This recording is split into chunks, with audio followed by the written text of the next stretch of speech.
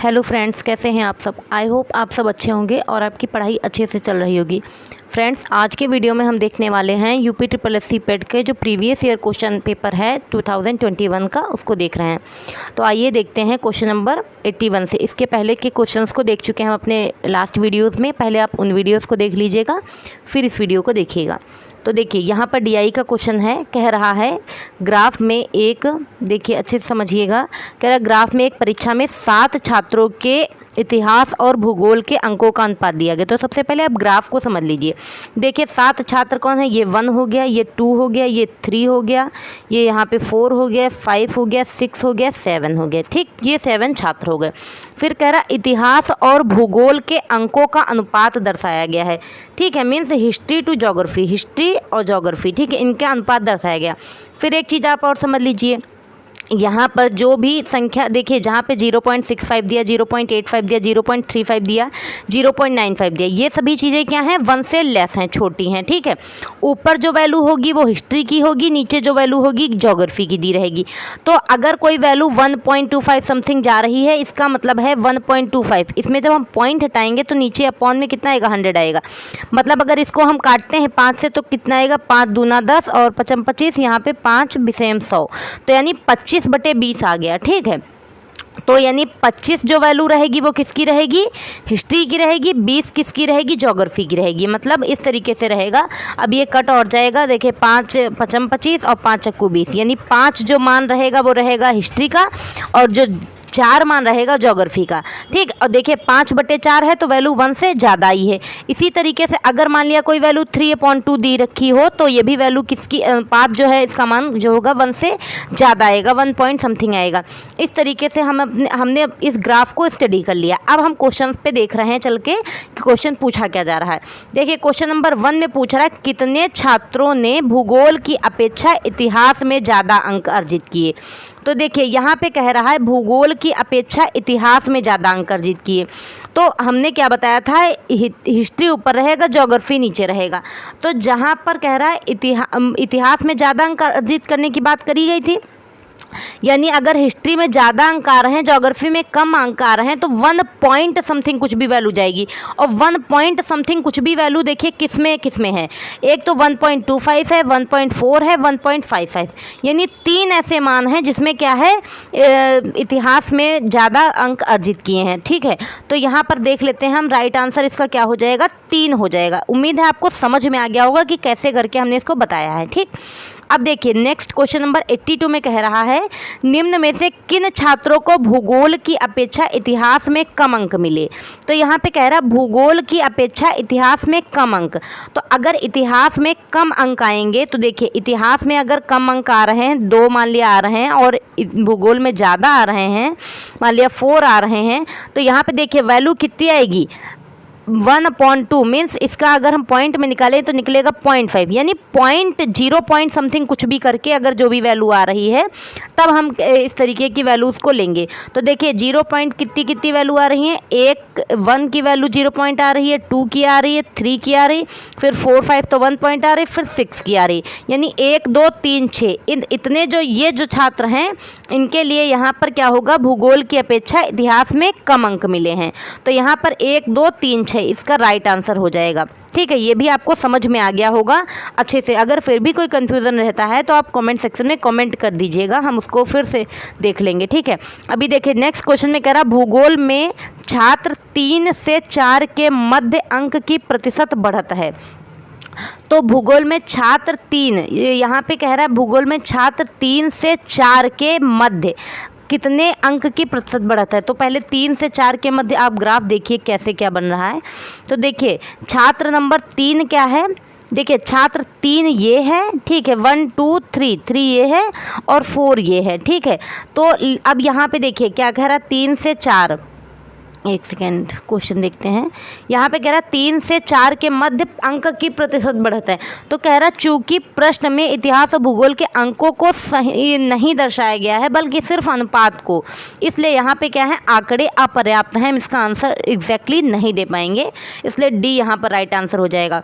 Question number 84 देखिए, कह रहा है इतिहास और भूगोल के अधिकतम अनुपात और न्यूनतम अनुपात का अंतर। तो देखिए जो ग्राफ है, आप ग्राफ को देखेंगे तो ग्राफ में अधिकतम ये 1.55 है, न्यूनतम है 0.35। दोनों का डिफरेंस ले लीजिए, ठीक है, दोनों को माइनस कर दीजिए। 1.55 में से आपको क्या माइनस करना है, 0.35 माइनस करेंगे। 5 में से 5 गया 0 गया, 5 में से 3 बचा, यहाँ 3 गया तो 2 बचा, और ये 1 यानी 1.20 इसका राइट आंसर मीन्स डी यहाँ पर राइट आंसर हो जाएगा। देखिए क्वेश्चन नंबर 85, इसमें कह रहा है छात्र 4 को भूगोल में 60 अंक मिले, इसके इतिहास में अंक हैं। तो देखिए छात्र 4 को जो मिला है वो क्या मिला है, 1.25।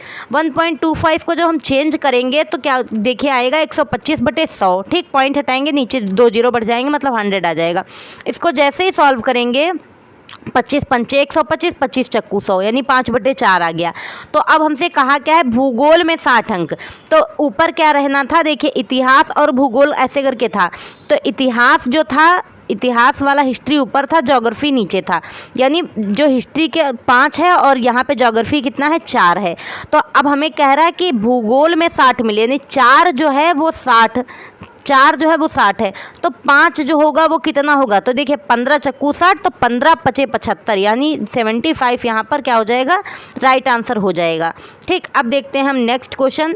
देखिए नेक्स्ट DI दिया हुआ है जिसमें हमें 86 से 90 तक के आंसर्स देने हैं क्वेश्चन के। तो कह रहा है ग्राफ का अध्ययन कर निम्नलिखित प्रश्नों का उत्तर देना है। कच्चे ऊन का उत्पादन मीट्रिक टन में यहाँ पे दिया गया है, ये वर्ष दिया गया है, इधर ये हमारा वैल्यू दी गई है, मान दिया गया है, ठीक है। तो यहाँ पे पहला क्वेश्चन देखिए क्या करा है, कच्चे ऊन के उत्पादन में उच्चतम वृद्धि का वर्ष था। तो यहाँ पे कह रहा है उच्चतम वृद्धि किस वर्ष में हुई है।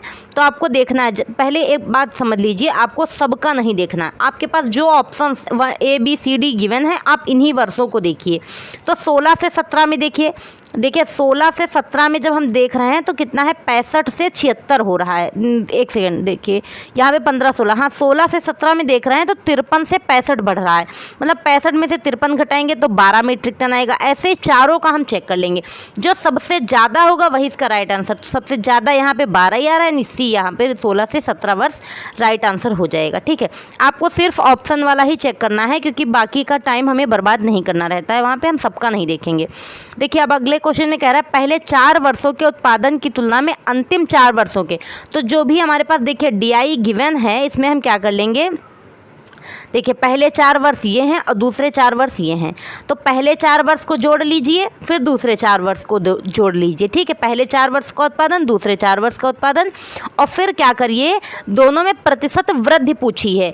तो जो ज़्यादा है, ठीक है, ज़्यादा है 275, 275 में से 225 पहले माइनस करेंगे, 50 आएगा, क्योंकि हमें वृद्धि पूछ रहा है, ठीक है।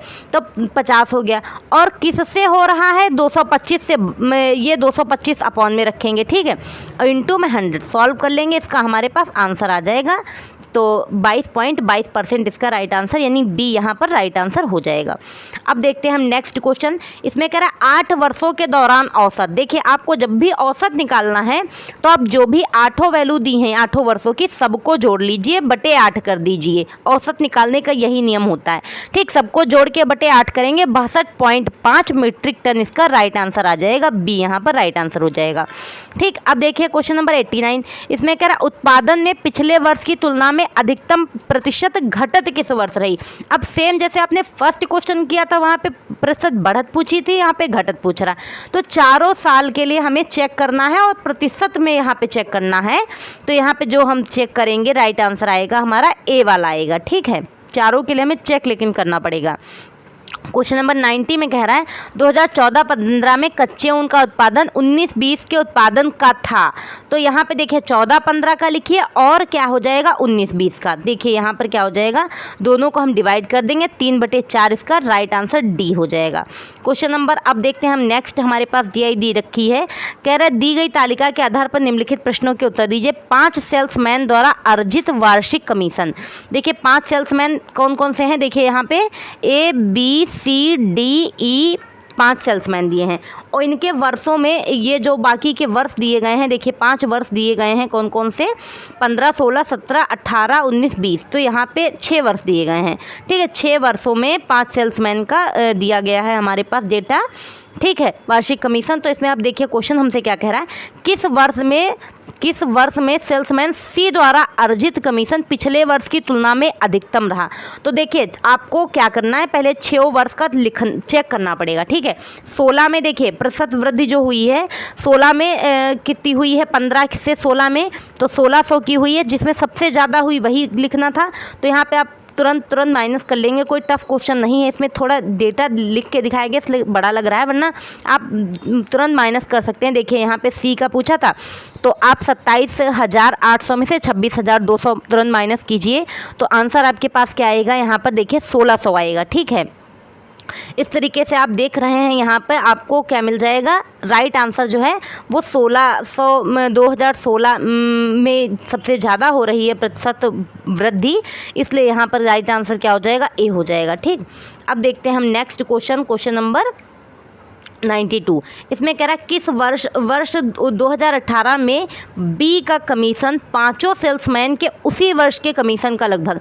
तो आप 5 सेल्समैन का जो कुल कमीशन है किस साल में, 2018 में, वो जोड़ लीजिए और फिर बी का सिर्फ 18 का। तो जो बी का 18 का है वो आपको ऊपर रखना पड़ेगा। ठीक है, क्योंकि हमें बी का ही फाइंड आउट करना है। 28,000 है और किससे, जो 5 सेल्समैन का है 14, 69, 60 और इंटू 100 यहाँ पे सॉल्व कर लीजिए, हमारे पास राइट आंसर इसका आ जाएगा। ठीक है, राइट आंसर आएगा 19.05% लगभग, ए राइट आंसर हो जाएगा। अब देखते हैं हम नेक्स्ट क्वेश्चन। देखिए नेक्स्ट क्वेश्चन में क्या हमसे पूछ रहा है, 93 में किस सेल्समैन का 2018 में कमीशन 2015 की तुलना में उच्चतम वृद्धि दर्शाता है। तो देखिए आपको 5 का निकालना पड़ेगा, चेक करना 5 का पड़ेगा। ठीक है, अब जब 5 का 2015 और 2018 वाले में से 15 वाला सबका माइनस कर दीजिए, जो भी आपके पास मैक्सिमम आ जाए। ठीक है, मैक्सिमम वाला जो है वही आपको लेना रहेगा। यहाँ पे देखिए तो यहाँ पर किसका मैक्सिमम आया, 2900, मतलब सी वाले का। तो यहाँ पे सी राइट आंसर हो जाएगा। ठीक, अब देखते हैं हम नेक्स्ट क्वेश्चन। कह रहा निम्न में से किस वर्ष में किसी भी सेल्समैन द्वारा अर्जित उच्चतम और न्यूनतम कमीशन का अंतर अधिकतम रहा। ठीक है, तो आपको क्या करना है, चेक करना है। जैसे ए के लिए है किस वर्ष में उच्चतम और न्यूनतम, जो ए का उच्चतम है उसी के ए से न्यूनतम वाला माइनस कर दीजिए। सबका इस तरीके से चेक करेंगे तो जिसका सबसे ज़्यादा रहेगा उसी का हम क्या कर लेंगे। यहाँ पे देखिए सेल्स ए के लिए यहाँ पे क्या रहेगा, सबसे ज़्यादा रहेगा 5200। तो यहाँ पर राइट आंसर क्या हो जाएगा, 2019 में सेल्समैन ए के लिए। ठीक है, तो यहाँ पे क्या हो जाएगा, राइट आंसर सी हो जाएगा। ठीक, अब हम देखते हैं नेक्स्ट क्वेश्चन नंबर 95। कह रहा वर्ष 2019 में सेल्समैन डी द्वारा अर्जित कमीशन ए द्वारा कमीशन का लगभग कितना प्रतिशत। तो 19 में ही देखिए, ठीक है, 19 में ही देखना है। और सेल्समैन डी द्वारा अर्जित कमीशन ए द्वारा अर्जित कमीशन का लगभग कितना, तो डी वाला ऊपर लिखेंगे, ए वाला नीचे, इंटू 100 सॉल्व कर लेंगे। इसका राइट आंसर हमारे पास आ जाएगा। अब देखिए 121.14% रहा। ठीक है, लेकिन कितना लगभग अर्जित कमीशन कितना प्रतिशत यहाँ पे बढ़त के साथ में, तो बढ़त कितनी हुई है 21% की। तो यहाँ पे लगभग यहाँ पे देखिए 1 सेकेंड, सॉरी, यहाँ पर क्या हो जाएगा, देखिए यहाँ पे कितना आया है आपके पास, 121.14% आया है। तो यहाँ पर कोई भी हमारे पास ये राइट आंसर नहीं है, तो हम डी यहाँ पर ले लेंगे, ये क्योंकि दिया नहीं था तो यहाँ पे डी इसका राइट आंसर हो जाएगा। अब देखिए अगला क्वेश्चन हमारे पास कह रहा है, फिर से डी आई है, विभिन्न महीनों के 4 शेयर ब्रोकर में खुले खातों की संख्या। तो यहाँ पे देखते हैं अब क्या हमारे पास दिया है। देखिए शेयर ब्रोकर दिया एंजल, शेरखान, जेरोधा, ट्रेडबुल। तो इस तरीके से दिया है मई, जून, जुलाई, अगस्त, सितंबर, इनका सबकी वैल्यू हमारे पास दी रखी है। अब क्वेश्चन हम देखेंगे, निम्नलिखित में से किस महीने में खुले खातों की संख्या की औसत महत्तम है। ठीक है। तो हमें चेक करना पड़ेगा किसमें सबसे ज़्यादा औसत है। तो सबसे पहले मई का चेक करेंगे। मई के जो चारों हैं, मई के चारों को आपको जोड़ लेना है और बटे 4 कर देना है। ऐसे ही फिर जून के, जुलाई के, अगस्त, सितंबर, सबके चारों के चेक करने पड़ेंगे। ठीक है, चारों के चेक कर लीजिए। फिर इसमें पूछा है खुले खातों के सबसे ज़्यादा, तो देखिए सितंबर में 50 आया है, अगस्त में कितना आया है, 45 आया, जुलाई में 40 और 33, 28। तो सबसे ज़्यादा किसमें है, सितंबर में है।